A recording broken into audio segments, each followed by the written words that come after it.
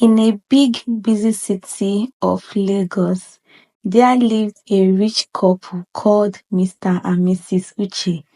They are blessed with two wonderful kids, Ada and Shooks. Shooks is their first son, while Ada is their younger daughter.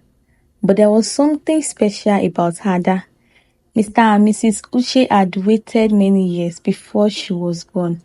After Shook came into their lives, they hoped and prayed for another child. When Ada finally arrived, she became their little miracle. They loved her so much that they gave her everything she wanted. They made her feel like the most important person in the world. But Shooks, he felt invisible. Even though he was a good boy who loved reading and drawing, his parents barely noticed him. If he brought home a perfect report card, his parents would smile and say, "That's nice, Shooks." But when Ada scored a goal in a football match, the whole house would celebrate. They would invite friends over and throw a small party just for her. Everyone in the neighborhood could see what was happening. Ada was like a bright star, and Shooks was like a shadow. Mrs. Uche would often say, "Ada is my little queen. She's going to do great things." Mr. Uche would laugh and add, "She's just like her mother, very smart, beautiful, and full of life." But when it comes to Shook, things were different. He rarely got any special words from his parents, and when he did, it was usually to compare him to Ada. "Why can't you be more like your sister?" his father would ask, shaking his head. "She's confident, outgoing, and always know what to say. You are just too quiet for my liking." Those words hurt Shook deeply, but he never said anything. He just lowered his head and went to his room. He often thought to himself, "Why don't they love me as much as they love Ada? Is it because I'm not as outgoing as she is? Or is it because they always wanted a daughter?" There was a particular day, Shooks accidentally broke a plate in the kitchen, and his parents didn't take it lightly with him. They punished him severely. However, the next day, Ada broke the TV in the sitting room while playing with a ball. Instead of disciplining her, they asked her if she was hurt, and there was no consequences for her action. One evening, as the family sat down for dinner, Ada had big news. "I have been chosen to represent my school in a national debate competition," she announced proudly. "That's my girl," Mr. Uche exclaimed. "I know you will make us proud." Mrs. Uche clapped her hands and said, "We have to get you a new dress for the occasion. Something elegant, something that will make you stand out." Whereas Shooks won an art competition earlier that week, but no one had noticed him. He had been so excited to tell his parents, but now he wasn't even sure if they care. He took a deep breath and decided to speak up. "Mom, Dad, I won an art competition at school," he said softly.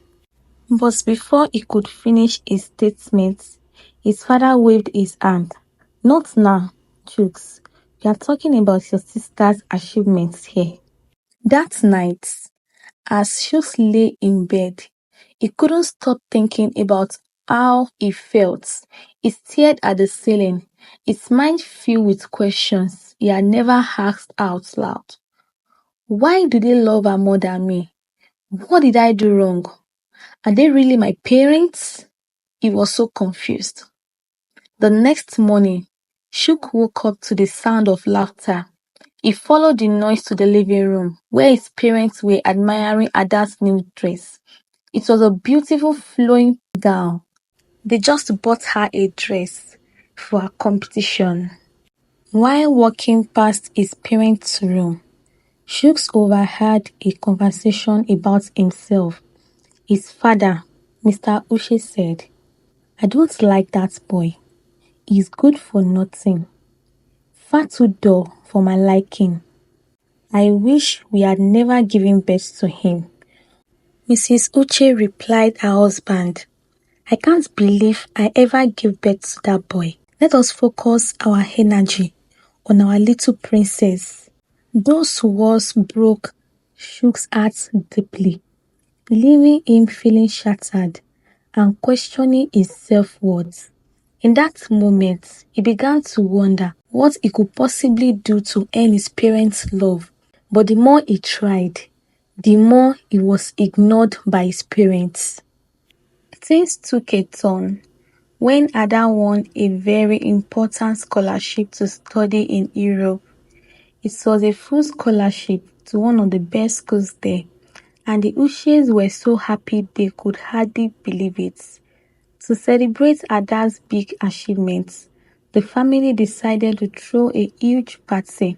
There was lively music, dancing, and plenty of tasty food for everyone.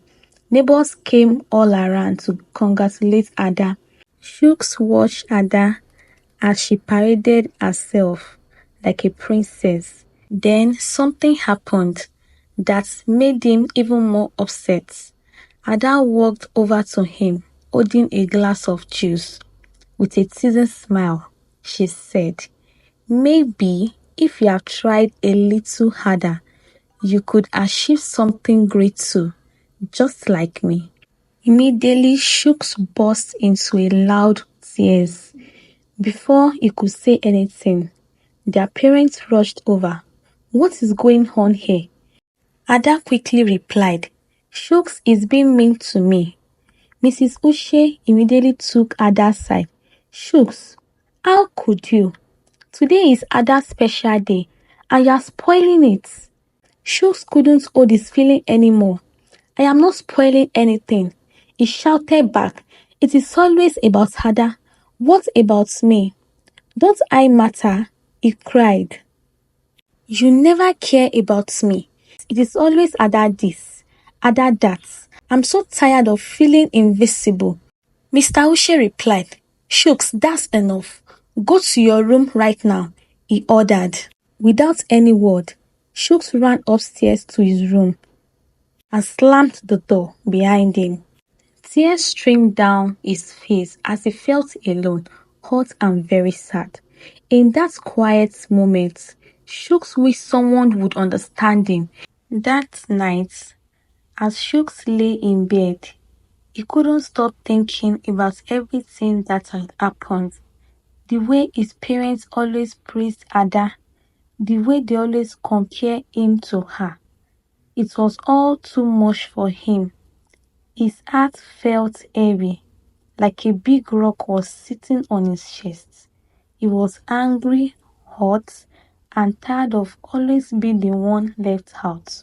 He turned from one side of the bed to the other, trying to fall asleep. But his mind wouldn't rest. His parents' words kept replaying in his head. The way they defended Ada, the way they ignored his feelings. It made him feel small, like it didn't matter at all. Suddenly, a strange thought came into his mind. What if something bad happened to Ada? Would my parents finally notice me? Would they finally care about me? Chooks quickly shook his head, feeling guilty for even thinking such a thing. No, no, that is not right. He whispered to himself. He didn't want anything bad to happen to his sister.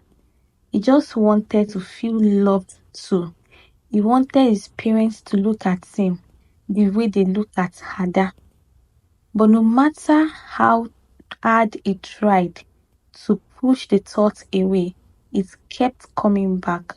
What if Ada was not here? What if she wasn't the golden child? Would things be different? Would I finally matter? Tears filled Shook's eyes as he hugged his pillow tightly. He didn't know what to do. He didn't know how to stop feeling this way.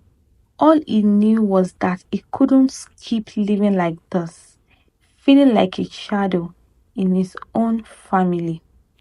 The next morning, Mrs. Uche went to Ada's room to wake her up, but instead, she found something terrible.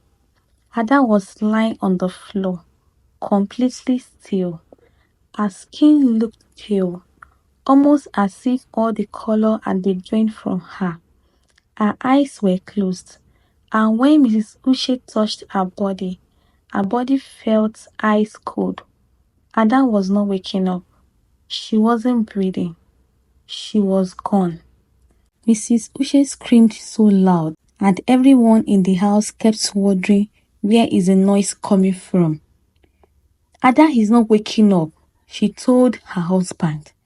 The whole house fell into chaos. Shooks also bursted into tears. But deep down, he felt something else, a relief. A small voice inside him whispered, "Maybe now they will notice me." After a few minutes, the police arrived.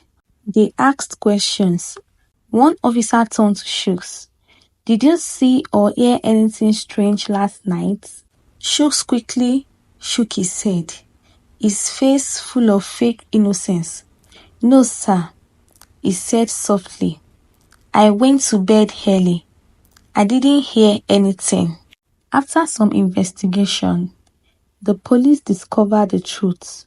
Ada had been poisoned.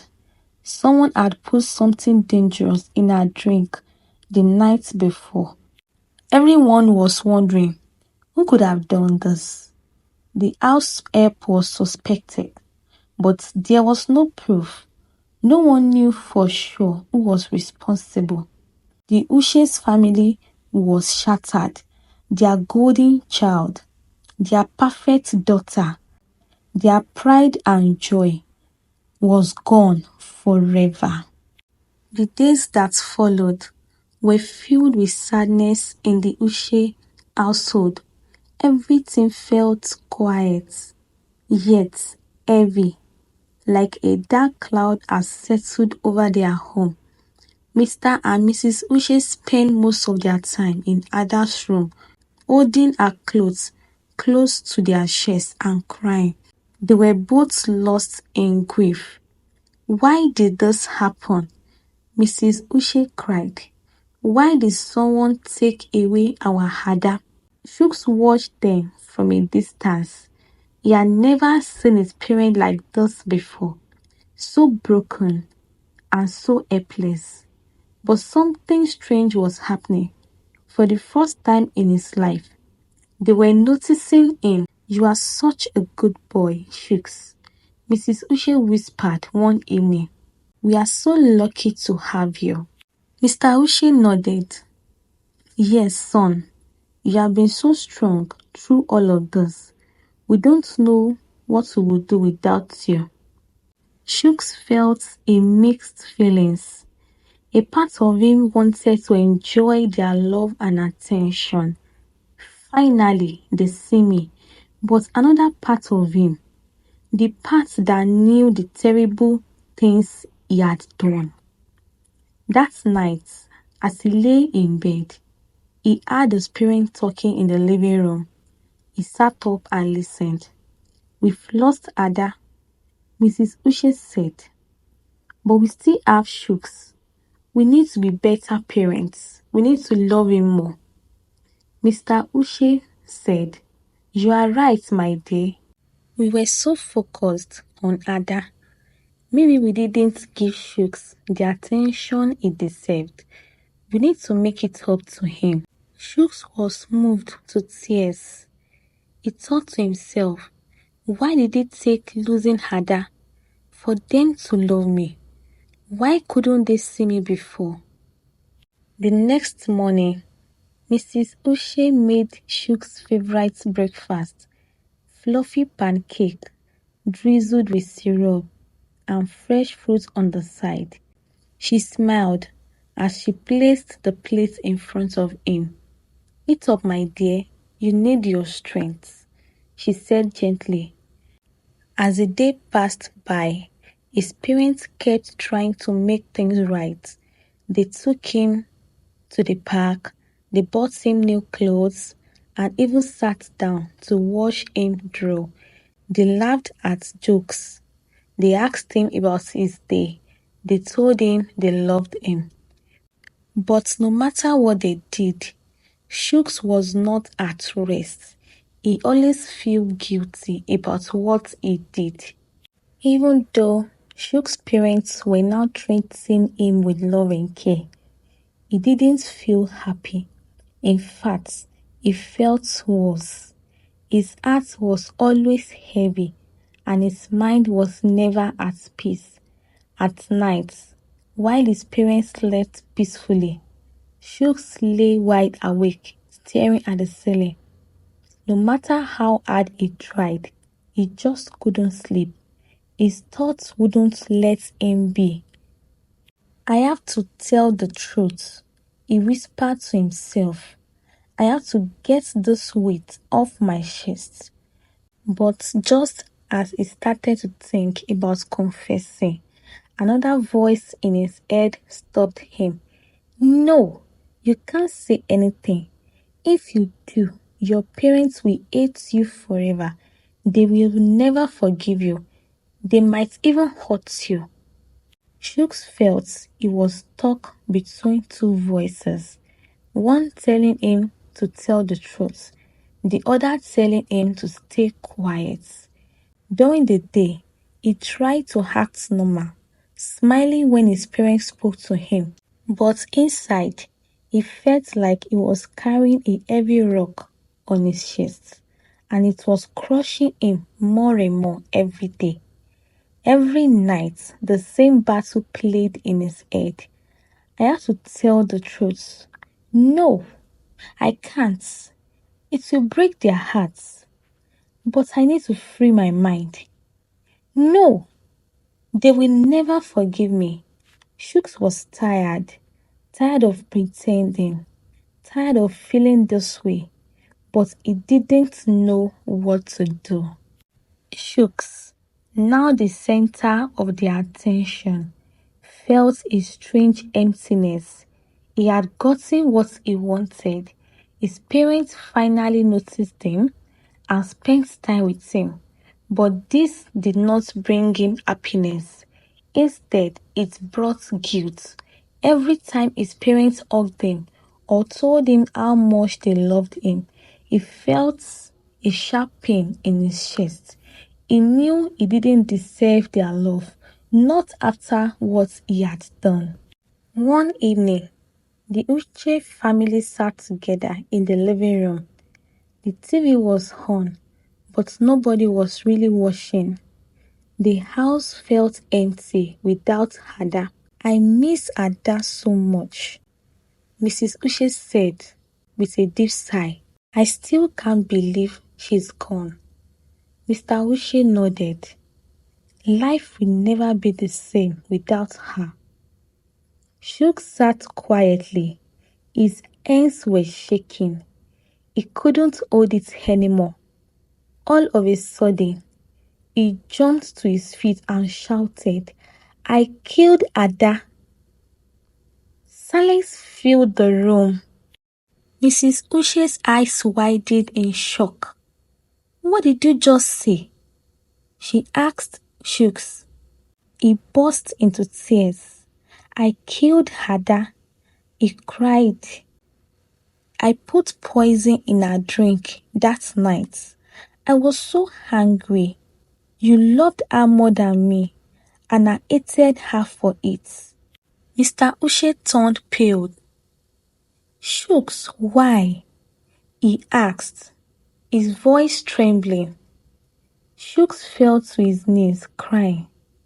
I just wanted you to see me, to love me, but you never did. It was only Ada this, Ada that. I felt ignored. Mrs. Uche shook her head as tears streamed down her face. Shooks, how could you? Mr. Uche didn't say another word. He sat down heavily on the couch. That night, no one slept. Mr. and Mrs. Uche cried until their eyes were swollen. Shook sat in his room, feeling more alone than ever. The next morning, Shooks was arrested and taken away. His parents stood at the door, watching as their only child was led out of the house. They had already lost Ada, and now they were losing Shooks too. The Uches family never remained the same again. They couldn't stop replaying the past in their minds. They thought about all the times they had ignored Shooks, comparing him to Ada and making him feel less important. "We failed him," Mrs. Uche said one evening. Her voice was breaking. "We were so focused on Ada that we didn't see how much Shooks was hurting." Mr. Uche nodded slowly. "We thought we were being good parents, but we were wrong. Our favoritism destroyed our family." People in the neighborhood talked about the tragedy. It became a lesson to other parents. They started paying more attention to how they treated their children, making sure no one is left out. But for the Uche's family, it was too late for them. The story of the Uche's family teaches us a very painful but important lesson. Favoritism can destroy a family. Favoritism creates jealousy and resentment. When parents treat one child as a golden child, the other child may start feeling jealous. This jealousy can grow into resentment, not just toward the sibling, but also towards the parents. It can lead to a broken relationship. Favoritism can also affect a child's confidence. A child that is constantly compared to their sibling may start believing they are not good enough. They may stop trying in school. They avoid activities they once loved, or feel like they will never be as good as their brother or sister. This can affect their self-esteem and their success in life. When all children feel equally loved, they grow up feeling safe and happy. They know that no matter what, their parents will always be there for them. This creates a strong and unbreakable bond in the family. Now, how can you avoid favoritism? Number 1, celebrate each child's strengths. Number 2, spend quality time with each child. Number 3, listen to their feelings. Number 4, avoid comparison. Number 5, show fairness in discipline. If one child makes a mistake, they should be corrected the same way as their sibling would be. Likewise, if one child does something good, they should be praised just as much as the other would be in the same situation. The tragedy in the Uche's family could have been avoided if Shooks had felt loved and valued from the start.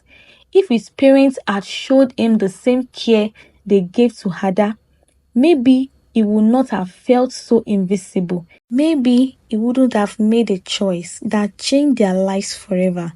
So let's remember, every child is special and every child deserves love. Do well to share this video to parents that you know out there, and don't forget to like and subscribe to this channel. I hope you enjoyed the story. Thank you for watching to the end of the story. See you again in our next video. Bye.